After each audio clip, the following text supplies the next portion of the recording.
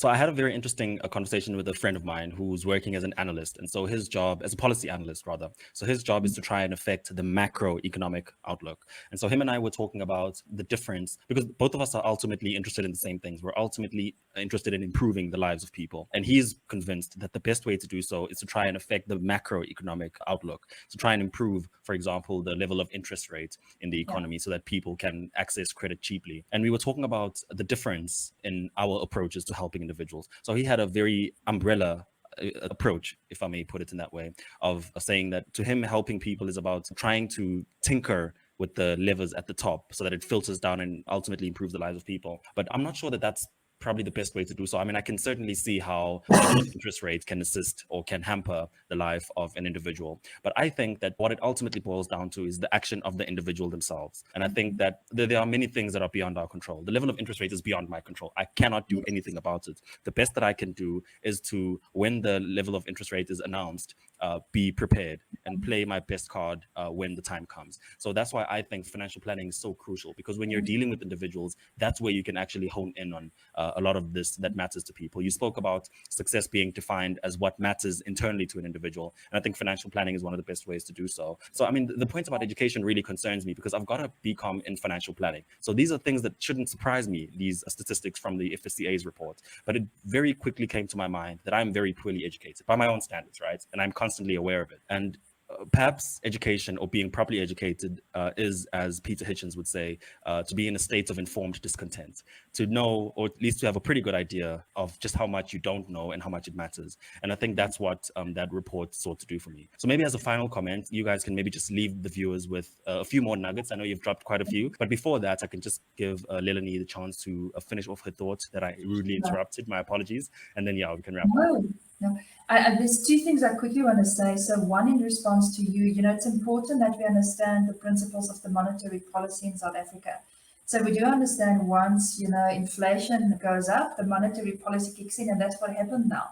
Inflation went above the bracket between 4 and 6%. The moment that it hit higher than 7%, obviously monetary policy kicks in, and it has an impact on the repo rate and the interest rates that you've referred to. And I think the best that I can say here is we know that the moment that inflation goes up, interest will go up. So do not be in a position where you're sitting with more bad debt. There is good debt, like paying down your bond for your house. That's good debt.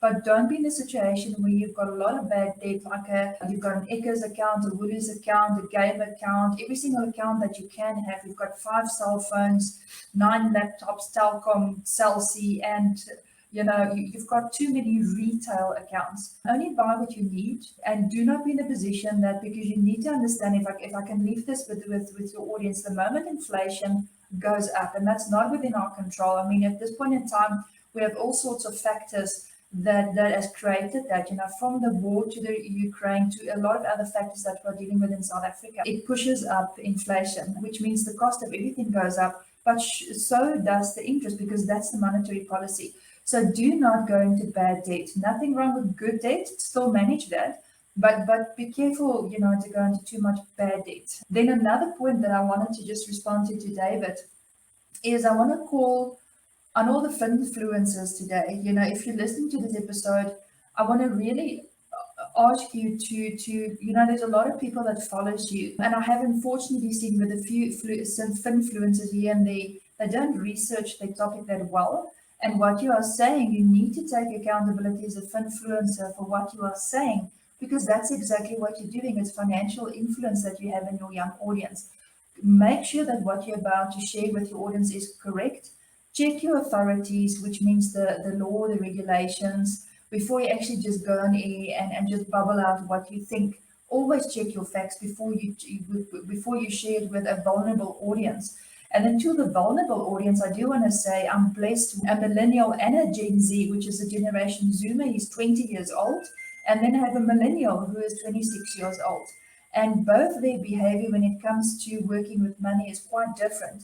But I taught them the principle from a very young age, never be gullible, because gullible is when you believe every single thing that you hear, always critically question whatever somebody tells you. And again, I think my closing thought is if somebody says to you, you can trust me, maybe do your research on the topic and perhaps your research on the person as well. We are in the World Wide Web where there's a lot of information available for you to do your own research before you believe what somebody says that's maybe posing with a very expensive handbag. Thank you. Over to David.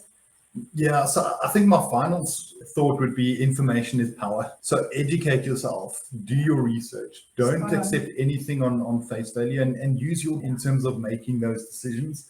And I cannot emphasize the importance of a budget. You may think that you're in a position where you can't afford to do something or you can't reach a goal. And this is again something when I started working in the industry, it took me about a year to sit down and actually do my budget. And what I realized is that, I was just spending my money. And what was I spending on it? I was spending it on things like, and when you start adding it up, okay, and in those days, it was 20 Rand for a pie of Coke and a packet of chips.